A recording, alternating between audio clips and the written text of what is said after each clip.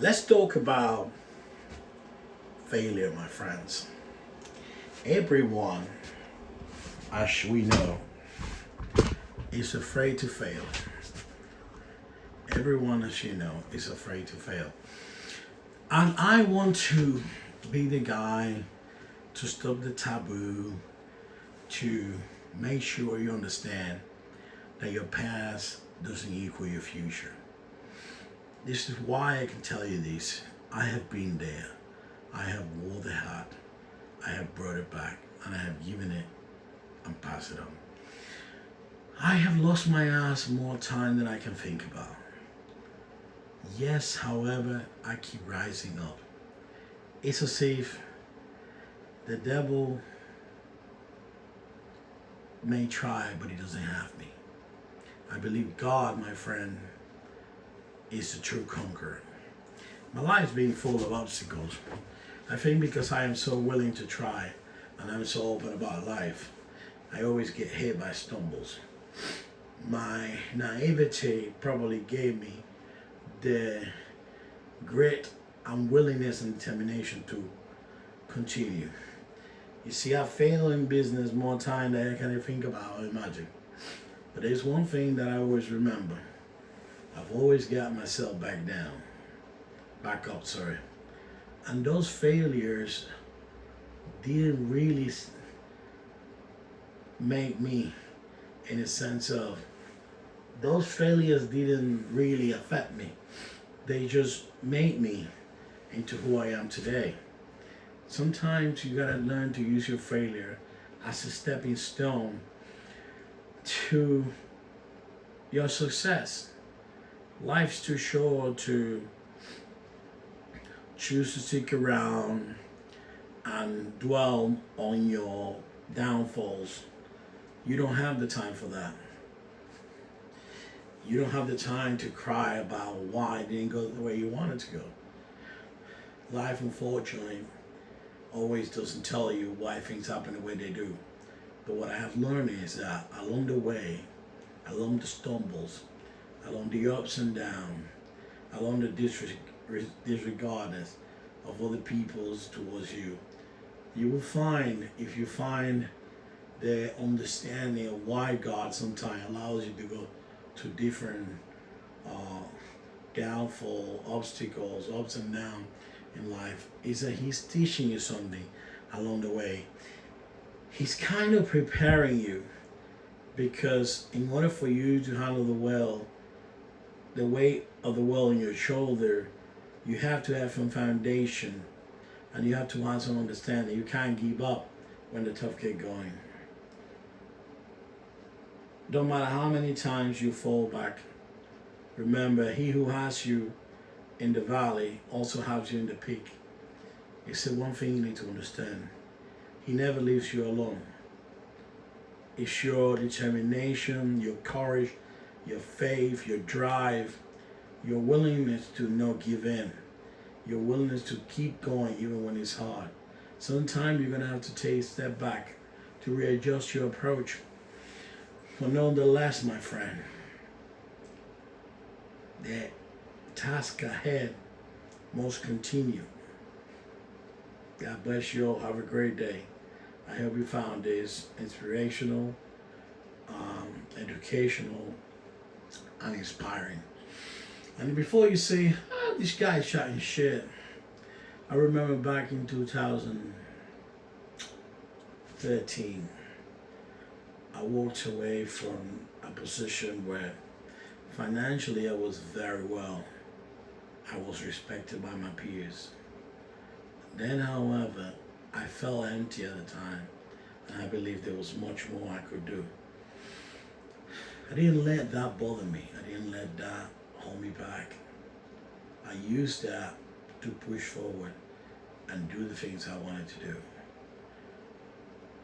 I went, started a business, an import-export, importing goods from the Dominican Republic where I was born. Coffee, chocolate, you name it. I did 5 years of that, and in the end, through all the struggles and ups and downs, I had to shut it down because life happens. I had a project I was working on to start my own luxury gourmet organic chocolate brand. I partnered up with well, it's more like a co-op of women's. I thought it was the right approach to it. I want everything I do to have meaning, and that had meaning to it. I thought that was not only exciting, but it had a sense of purpose. And unfortunately, the pandemic hit back in 2019, and that business just didn't happen. Who the hell's gonna eat organic chocolate in the middle of a pandemic when everyone thinks they're gonna die? Nobody, I thought to myself. And then I started a small e-commerce site back home in the Caribbean. I thought, when I say back home, I mean the Caribbean. I thought it's the right time for this. However, my friend, I lost my ass there too. I understood that the system was 10 years behind what I thought they were. However, that led me to get into jewelry. The reason why I got into jewelry is because I realized the biggest jewelry brand that we know in the world that all women use didn't have an e-commerce site over there. And I thought that's an opportunity for me to actually fulfill. I got into it, I loved it, I enjoyed it, I built some great relationship about it. I still love it because I think it allows me to have the one thing I enjoy, that connection with people. And jewelry is one of those businesses that you have to be connected to people because it's about trust. And trust is very important. Like a lot of business, but jewelry has that more of the edge connection with it. And I ran that for about 3 years. And then the person that was helping me couldn't help me again because they got ill. And then I got ill. And then my dad got ill. And everything else had to come to a halt. I had a lot of money invested in it and a lot of stuff left behind. I, however, didn't see that as a stumble. I saw it as a stepping stone.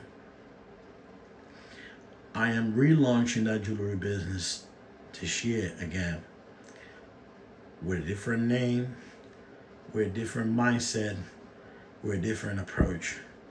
The same culture, nonetheless, because I love my clients. I love helping people become what they want to become. Stay happy, because I believe that products without emotion are just things. And connection is what's important above all. Then, because there's that many business I've done, I started a jewelry brand for guys.